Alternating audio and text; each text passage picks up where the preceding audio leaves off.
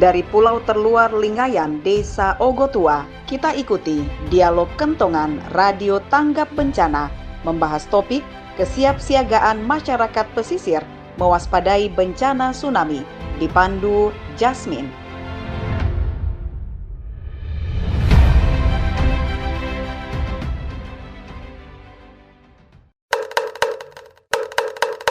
Waktunya kentongan.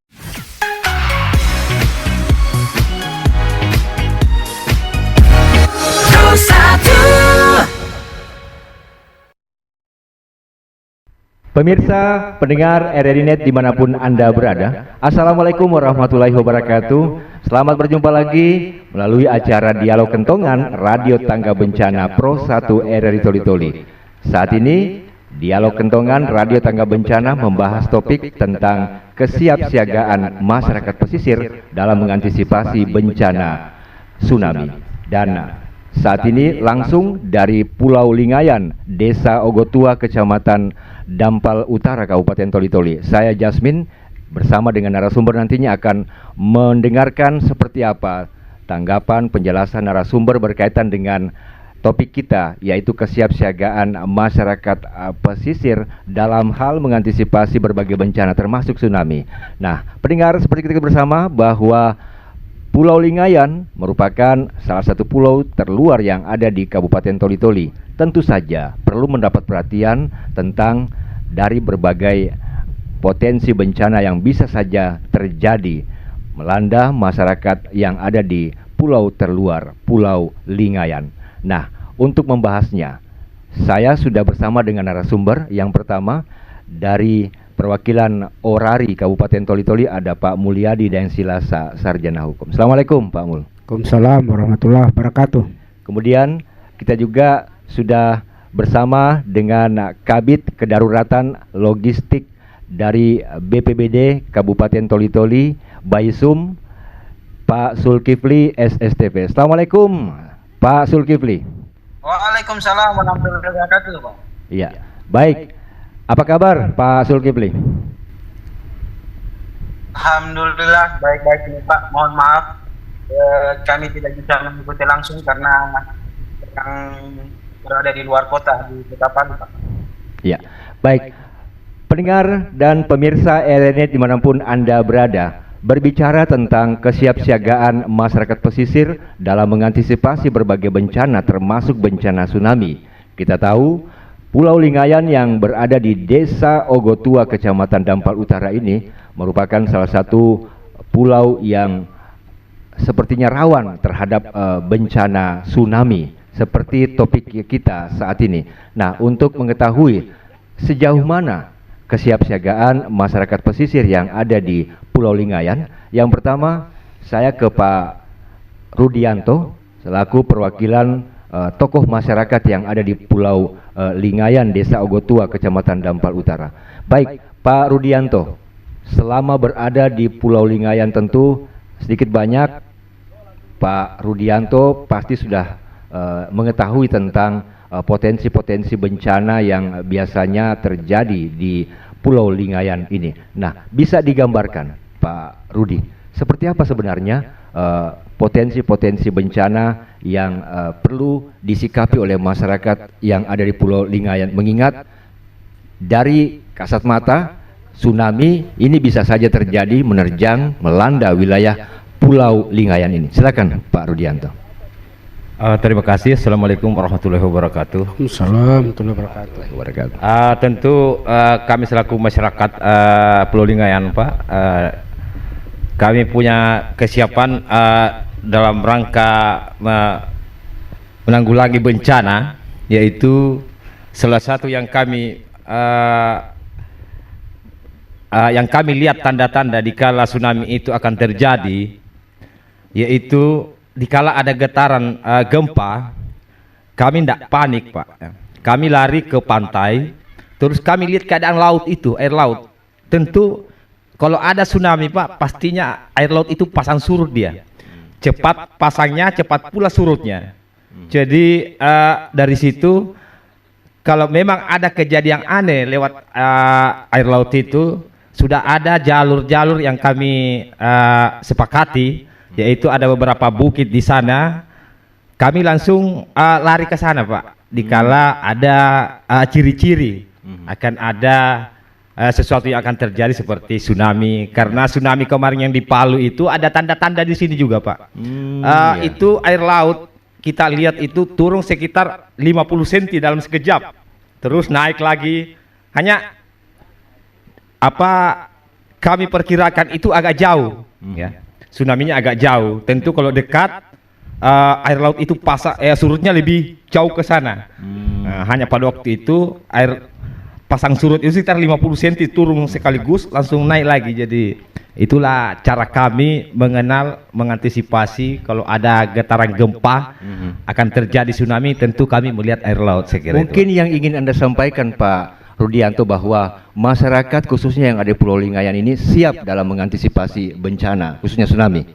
Iya, tentu tahun kemarin itu ada pelatihan juga di mana pemerintah sudah bikin jalur-jalurnya, rambu-rambu titik-titik penyelamatan. Titik-titik di mana jalur itu supaya kita melewati jalur itu dikala ada gempa, ada tsunami gitu. Oke, baik. Saya ke Pak Zulkifli selaku Kabid Kedaruratan dan Logistik BPBD Kabupaten Toli-Toli. Pak Sul, kalau apa yang tadi dijelaskan oleh Pak Rudianto selaku tokoh masyarakat yang ada di Pulau Lingayan ini menjelaskan bahwa memang masyarakat yang ada di pulau ini itu sudah siap siaga, bahkan sudah terbentuk mitigasi bencana yang mereka miliki melalui pengalaman-pengalaman yang sudah dipelajari dari sebelumnya, sehingga dengan kondisi seperti biasanya dari kondisi alam mereka itu sudah siap. Nah, saya ingin bertanya Pak Zulkifli selaku perwakilan dari pihak BPBD, apakah dengan hanya berdasarkan kondisi alam seperti yang dijelaskan tadi oleh Pak Rudianto tadi itu bisa dikategorikan bahwa masyarakat itu sudah siap atau seperti apa, Pak Zulkifli? Silakan. Baik, terima kasih Pak. Selamat sore. Assalamualaikum warahmatullahi wabarakatuh. Waalaikumsalam. Selamat sore bagi seluruh Kabupaten Toli sekitarnya. Baik Pak, untuk tsunami sendiri tentu kita harus upaya mitigasi tersebut, negara lain yang seperti salah satunya peringatan dini. Peringatan dini itu bukan hanya dari pemerintah tapi juga dari masyarakat. Tentu saja yang disampaikan Bapak Rudianto tadi di Ketua itu sudah sangat tepat. Untuk tsunami di Indonesia itu Pak, rata-rata di bawah 40 menit setelah gempa. Sehingga memang sangat tepat ketika terjadi gempa, pemerintah setempat melihat kondisi pantai sehingga dapat menginformasikan ke masyarakat tempat untuk melakukan evakuasi.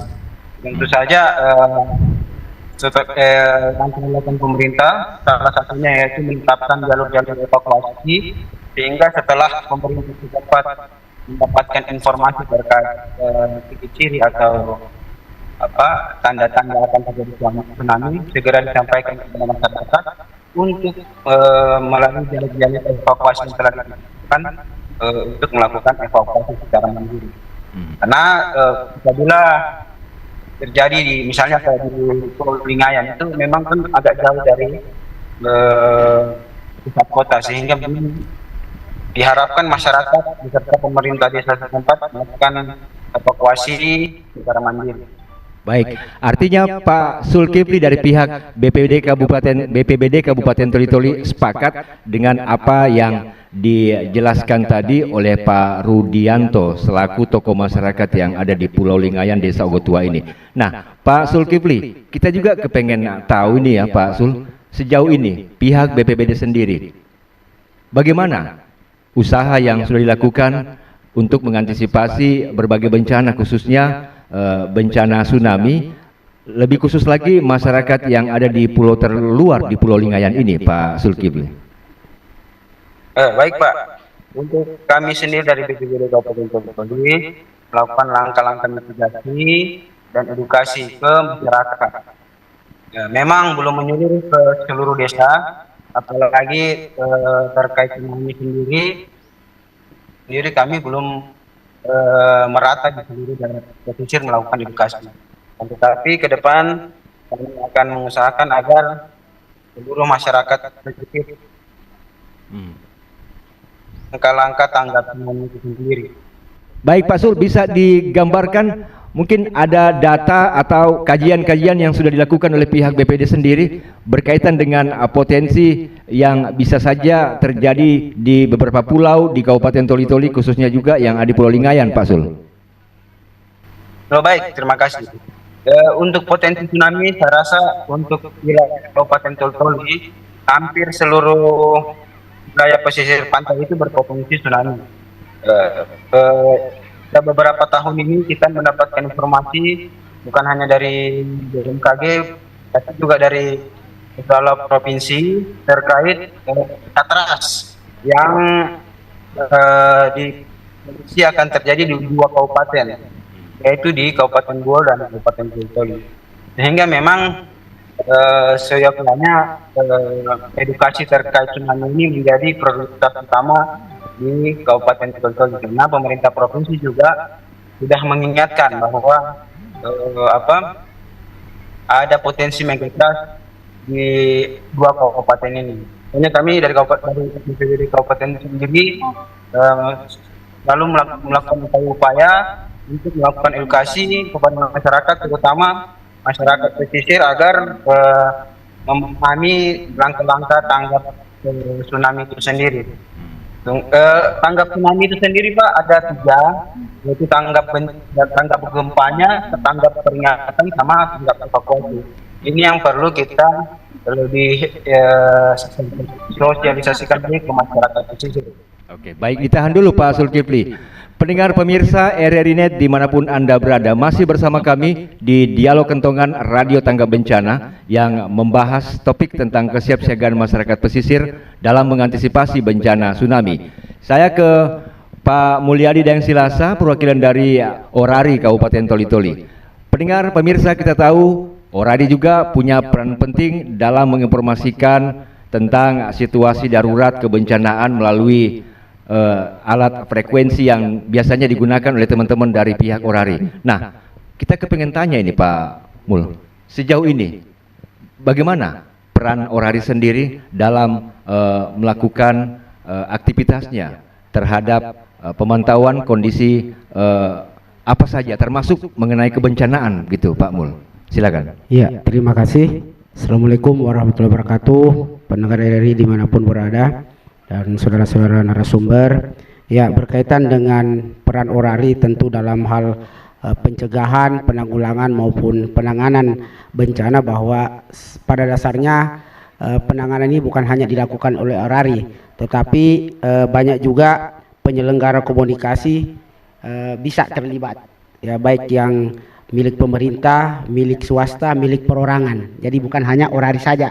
Nah, oleh karena itu bahwa tergantung lembaga yang mengkoordinasikan. Misalnya Basarnas menyampaikan bahwa terjadi bencana, maka ya, tentu kami dari Orari melakukan kesiapsiagaan untuk melakukan penanganan itu, baik membangun komunikasi tentunya sebagai satu perannya.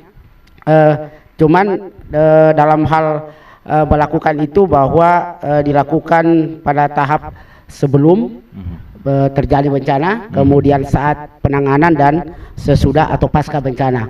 Nah, komunikasi terus kita bangun sesuai dengan fungsi Orari itu untuk melakukan penanganan. Kemudian bahwa memang regulasi mengamanatkan kepada dalam peraturan pemerintah itu nomor 50 tahun 2000 tentang penyelenggaraan komunikasi, bahwa kegiatan amatir radio itu dapat digunakan untuk menyampaikan berita bencana alam, mara bahaya, pencarian dan pertolongan atau melalui SAR. Nah, itulah kira-kira bahwa sangat dibutuhkan setiap saat, yaitu tadi pada saat sebelum, saat kejadian maupun sebelum. Nah, Orari paling tidak bisa mengkomunikasikan. Nah, satu contoh misalnya pada saat kejadian tsunami di Palu, itu kan semua akses terputus Pak, listrik mati, HP tidak bisa digunakan, Nah, apa yang bisa menyampaikan informasi ini langsung ke Istana Negara pada saat itu kami dapatkan informasinya bahwa hanya HT Hotel Tenggo yang melalui Orari langsung melaporkan ke Istana Negara sehingga langsung dapat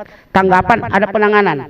Nah, ini saya kira di situ peran dan pentingnya kehadiran Orari di dalam tanggap darurat atau bencana. Iya. Begitu Pak Jasmin. Baik Pak Mul, kita juga kepengen tahu ini ya tentang keberadaan Orari, satu organisasi yang begitu banyak Pak Mul sudah jelaskan tadi penting apalagi dalam situasi kebencanaan. Nah misalnya saja Pak Mul, ketika terjadi suatu bencana, nah bagaimana sebenarnya peran Orari ini dalam melakukan operasinya, komunikasinya bersama teman-teman sesama pengguna frekuensi di organisasi Orari? Apakah konsumsi sebuah informasi mengenai kebencanaan itu diolah sedemikian rupa untuk dibagikan informasinya ke pihak-pihak lain, termasuk pemerintah daerah dan pusat. Nah, bagaimana peran Orari? Apakah hanya sebatas konsumsi di intern organisasi Orari atau juga penting untuk mengedarkan informasi itu ke semua pihak begitu Pak Mul? Iya, jadi Orari ini sebagai satu sarana koordinasi, ini melibatkan semua instansi, instansi pemerintah, organisasi, dan semua potensi. Nah tentu cara kerjanya adalah dengan cara yang tepat, cepat, efektif, dan efisien, sehingga semua yang berkepentingan terhadap kebencanaan atau melakukan penanganan terhadap bencana semua terdistribusi informasi itu. Sehingga begitulah kejadiannya kemarin. Nah karena memang kita di Orari ini semua memiliki perangkat Pak, ada yang namanya Hotel Tenggo, ada Olben yang itu semua aktif. Jadi setiap saat informasi ini bisa diakses. Termasuk kalau kami melakukan misalnya perjalanan ke Palu itu ada terus yang mengawasi mobile, mengantarkan perjalanan kita sehingga terus ada komunikasi yang terbangun. Itulah yang Orari lakukan hari ini dengan semua sarana pemancar, kemudian alat-alat amatir yang begitu lengkap. Jadi karena memang Orari pada prinsipnya bahwa jangkauannya itu menembus dunia Pak. Jadi organisasi yang punya jangkauan menembus dunia, jangankan di Indonesia, dunia saja semua terakses. Jadi harus ada gerakan cepat, tepat, efisien, dan efektif. Itu yang dilakukan oleh Orari saat ini. Begitu Pak Jasmin. Baik Pak Mulyadi, Pak Rudianto, juga Pak Zulkifli by Zoom, ditahan dulu. Dan pendengar pemirsa RRI dimanapun Anda berada, sebentar kita akan lanjutkan lagi pembahasan kita tentang kesiapsiagaan masyarakat pesisir dalam mengantisipasi bencana tsunami. Tetaplah bersama kami, setelah pesan-pesan berikut ini kita akan kembali lagi.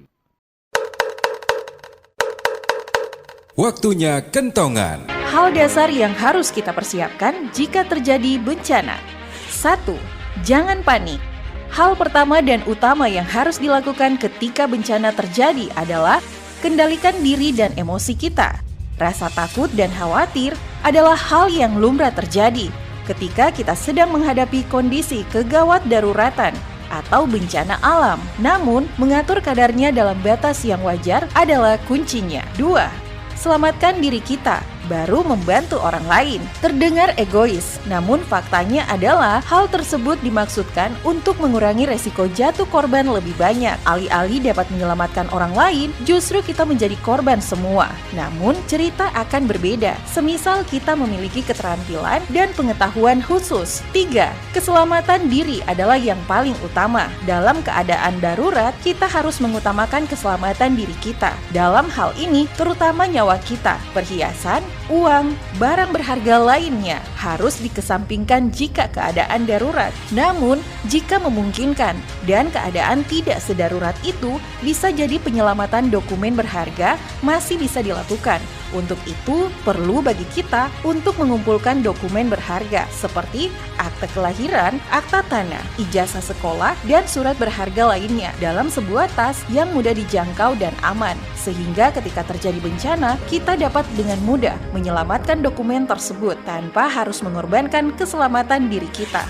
4. Peka dan amati lingkungan sekitar, serta pastikan jalur keluar terdekat. Menjadi ekstrovert atau introvert adalah karakter dan pilihan masing-masing orang. Namun menjadi antipati dan terlalu cuek terhadap lingkungan justru akan membahas. berbagai bencana menurut Undang-Undang Nomor 24 Tahun 2007 garing antara lain yaitu 1. Bencana alam, 2. Bencana non-alam, 3. Bencana sosial, 4. Kejadian bencana, 5. Gempa bumi, 6. Letusan gunung berapi, 7. Tsunami, 8. Tanah longsor, 9. Banjir, 10. Banjir bandang, 11. Kekeringan, 12. Kebakaran, 13. Kebakaran hutan dan lahan, 14. Angin puting beliung, 15. Gelombang pasang dan badai, 16. Abrasi, 17. Kecelakaan transportasi, 18. Kecelakaan industri, 19. Kejadian luar biasa, 20. Konflik sosial atau huru-hara, 21. Aksi teror dan sabotase. Nah, hindari berbagai bencana dalam kehidupan Anda. Produksi RRI Toli Toli.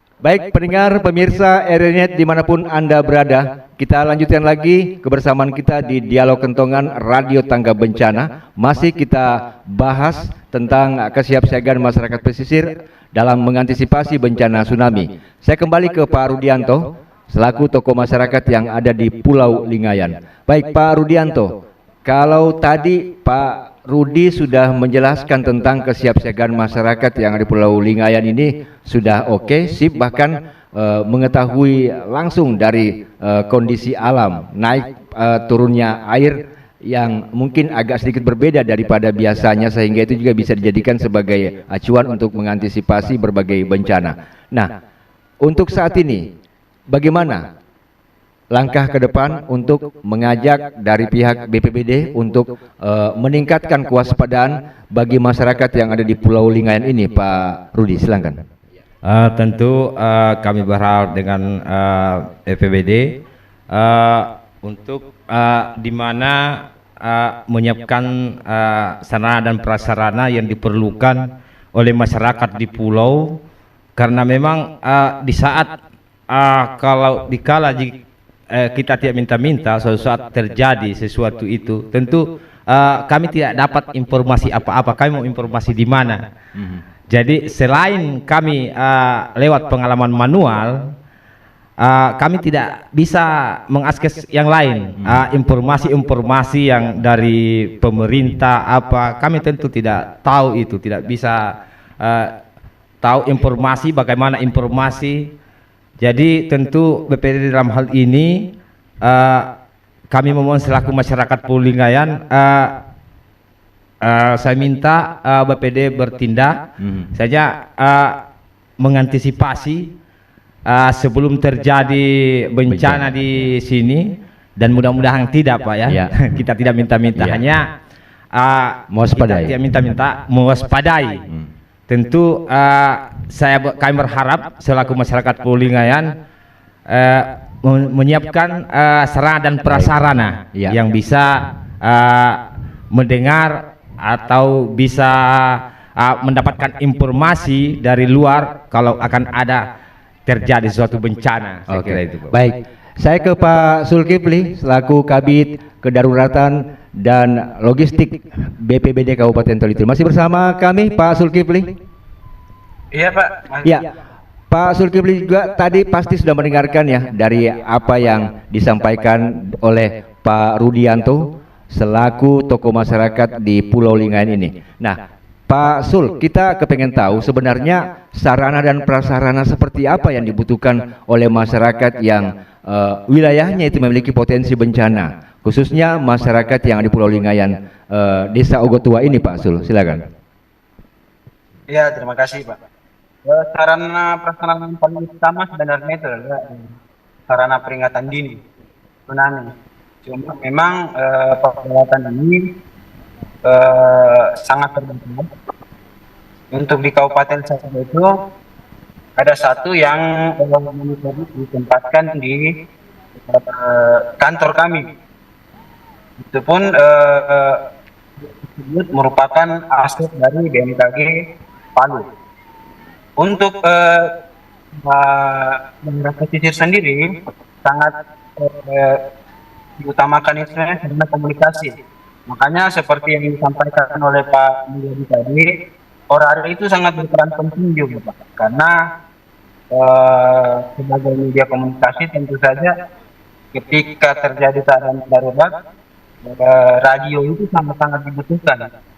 Tentu saja keterbatasan alat peringatan ini bisa kita tutupi dengan adanya alat komunikasi, sehingga ketika ada peringatan dini yang masuk monitornya di kantor kami, kami bisa segera menyampaikan ke daerah-daerah pesisir yang diperkirakan akan terdampak. Untuk alat komunikasi sendiri, karena keterbatasan anggaran kami juga, kami belum bisa mengadakan untuk daerah-daerah pesisir yang berpotensi tsunami. Akan tetapi sepengetahuan kami, desa bisa menyiapkan alat komunikasi dari BPBD provinsi bisa segera menginformasikan ke desa. Untuk saat ini sedang dikembangkan call center untuk bencana sendiri. Insya Allah dalam waktu dekat sudah bisa masyarakat akses 117, sehingga ke depan masyarakat bisa langsung ke call center kami di 117.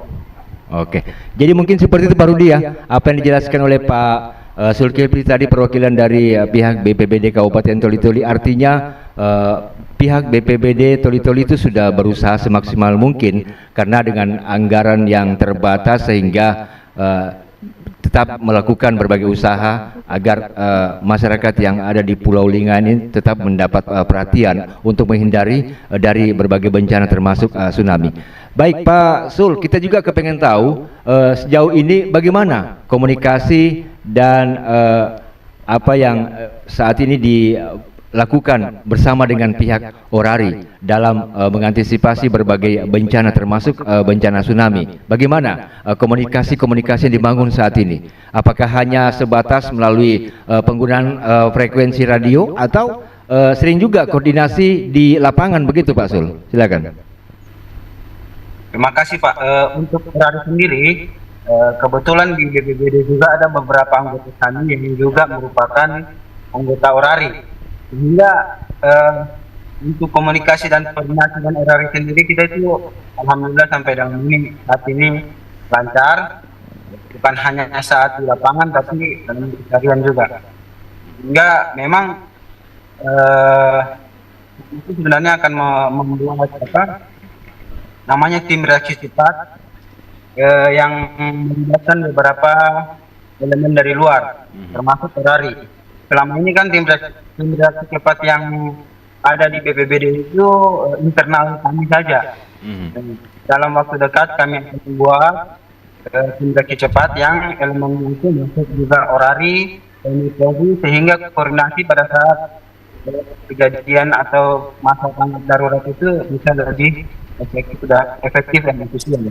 Oke, baik, ditahan dulu Pak Zulkifli. Saya ke perwakilan Orari Kabupaten Toli-Toli, Pak Mulyadi dan Silasa. Pak Mul, untuk memaksimalkan peran semua pihak, baik Orari, BPBD, SAR, BMKG, sebenarnya apa yang perlu ditingkatkan ini koordinasinya guna menghindari berbagai bencana yang menimpa saudara-saudara kita yang berada di garis titik terluar yang ada di Kabupaten Toli-Toli, khususnya di Pulau Lingayan ini, Pak Mulyadi. Silakan. Iya, baik Pak Jasmin. Jadi benar apa yang disampaikan Pak Kabid penanggulangan bencana tadi. Jadi kemana kita harus berkoordinasi, baiklah melakukan pencegahan ataupun penanganan tentu dengan jelas Bakornas ya, kemudian Basarnas, kemudian juga BPD di kabupaten. Itu menjadi jalur koordinasi kami. Nah, apa yang bisa harus kita maksimalkan bahwa kalau kita kembali kepada fungsi dan tugas Orari, yaitu paling tidak kami bekerja secara operasional itu ada namanya BKO terhadap lembaga yang di atas kita. Kemudian yang kedua, tentu kita menyiapkan jaring komunikasi operasi, Pak. Atau sebelum terjadi bencana misalnya, ya paling tidak nanti kita punya andil di Pulau Lingayan ini, khususnya di pesisir. Bahwa nanti kita akan coba juga mungkin akan membantu menyiapkan sarana komunikasi untuk operasi.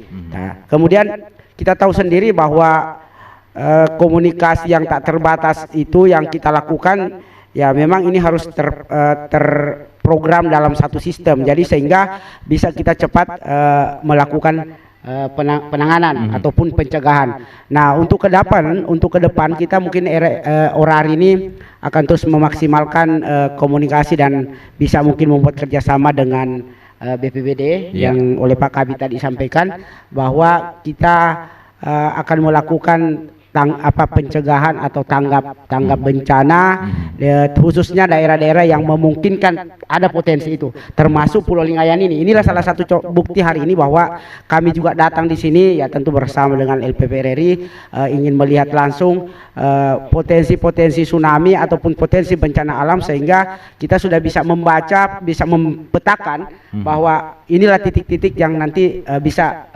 terjadinya. Oleh karena itu bisa kita sudah memprogramkan bahwa harus ada kerja nyata dan peran Orari di Pulau Lingayan ini sendiri. Begitu Pak Jasmin. Baik Pak Mulyadi, boleh kita apresiasi juga langkah-langkah yang dilakukan oleh pihak Orari untuk selalu bagaimana bisa menjangkau daerah-daerah terpencil untuk melibatkan juga masyarakat untuk membantu dari segi prasarana dan sarana, khususnya dari perangkat frekuensi radio, begitu ya Pak Mulyadi. Tetapi yang menjadi pertanyaan kita, sejauh mana pelibatan masyarakat yang ada di pelosok-pelosok di kepulauan yang mana merupakan pulau yang rawan terhadap bencana tsunami yang dilakukan oleh pihak Orari sejauh ini? Silakan Pak Mul. Iya, jadi ini masih dalam perencanaan, namun juga sudah ada yang melakukan itu. Jadi kan di tingkat desa misalnya pesisir dan pulau, ada Simatang ya kalau di Ampel Utara ini. Tentu ke depan atau kita akan mencoba mendorong desa ini kan harus mempunyai alat komunikasi. Paling tidak Hotel Tenggo ataupun Olben yang setiap saat bisa kita pantau. Karena memang kalau kita berpikir bahwa ini sangat tidak memerlukan biaya untuk setiap saat HP misalnya harus isi pulsa.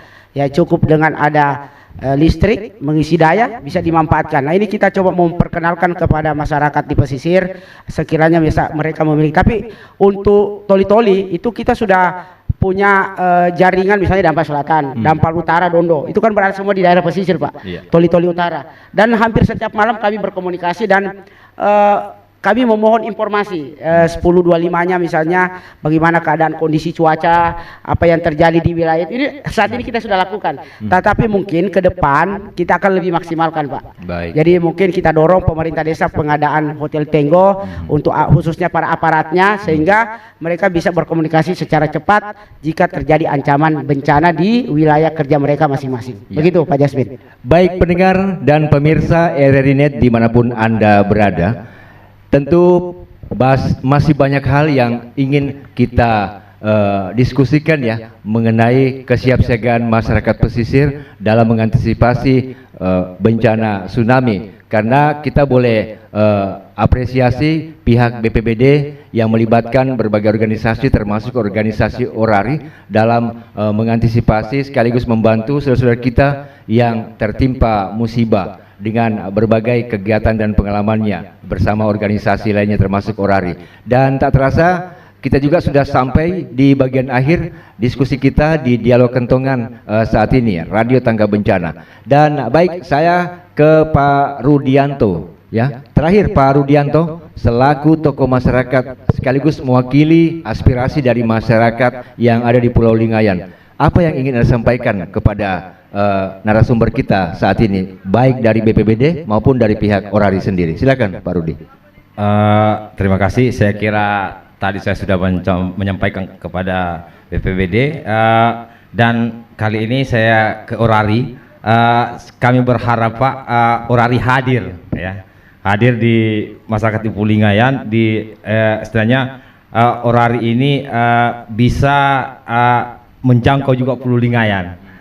Kami harapkan itu Pak. Kalau perlu melibatkan juga warga, dilibatkan juga ya dalam penggunaan Hanky Talk itu ya. Tentu kami berharap Pak, orari ini setiap pulau-pulau terluar, walaupun di antara semua pulau, saya kira mungkin orari bisa terlibat di dalamnya itu. Mungkin bisa dilibatkan Pak masyarakat. Pulau-pulau itu untuk bisa jadi anggota orari gitu. Oke. Ya, baik. Kalau Pak Sul, mungkin konkretnya apa yang ingin Anda sampaikan kepada masyarakat yang ada di daerah terpencil, khususnya yang ada di kepulauan, agar kesiapsiagaan dini itu bisa dilakukan dalam berbagai hal, termasuk masyarakat yang ada di Pulau Lingayan, Desa Ogotua, Kecamatan Dampal Utara ini. Silakan Pak Sul. Iya, tentu saja untuk menangani atau menanggulangi bencana pertama tsunami tidak dapat atau tidak bisa dilakukan oleh pemerintah saja. Tentu saja segala unsur masyarakat, pemerintah, orari, dan order yang terlibat dalam hal ini. Sehingga untuk kesiapsiagaan sendiri tentu saja sampai dengan saat ini kami masih sangat mengharapkan kemandirian masyarakat terhadap bencana. Saja langkah yang sudah disampaikan harus dilakukan efektif mungkin. Misalnya ketika terjadi gempa, kalau bisa aparatnya saja dulu yang ke pantai. Masyarakat tidak perlu lagi mendekati pantai kalau memang ada gempa. Terus pahami lokasi atau sudah tahu lokasi evakuasi. Yang pasti menjauh dari pantai. Yang pasti Pak, tidak bisa kami lakukan sendiri, pemerintah tidak bisa melakukan sendiri, harus bekerjasama semua stakeholder, masyarakat, termasuk orari, unsur-unsur lainnya, TNI, Polri, dan lain-lain. Saya kira kita harus tetap siaga, apapun informasi dari pemerintah harus selalu menjadi siaga. Ya, baik. Terakhir Pak Mulyadi, mewakili pihak orari melalui topik kesiapsiagaan masyarakat pesisir dalam mengantisipasi bencana tsunami. Silakan. Ya, jadi slogan orari itu menembus dunia. Nah, tentu orari selalu hadir setiap saat, bertindak cepat, tepat, efisien dan efektif dalam segala pencegahan, penanganan dan penanggulangan bencana. Baik. Itu saja. Ya, pendengar dan pemirsa dimanapun Anda berada, mengantisipasi berbagai bencana termasuk bencana tsunami yang bisa saja terjadi sewaktu-waktu dan bisa melanda masyarakat yang ada di berbagai pelosok. Tentu penanganannya tidak dilakukan oleh satu pihak saja. Butuh koordinasi, keterlibatan semua pihak, baik masyarakat, BPBD, orari, dan lain sebagainya, sehingga bencana itu bisa diminimalisir sedini mungkin. Dari Pulau Lingayan, saya Jasmine mewakili kerabat kerja yang bertugas. Akhirnya sampai di sini dulu kebersamaan kita di Dialog Kentongan Radio Tanggap Bencana. Terima kasih Bapak-bapak sudah bersama kami di Dialog Kentongan saat ini. Saya akhiri. Assalamualaikum warahmatullahi wabarakatuh. RRI Radio Tanggap Bencana.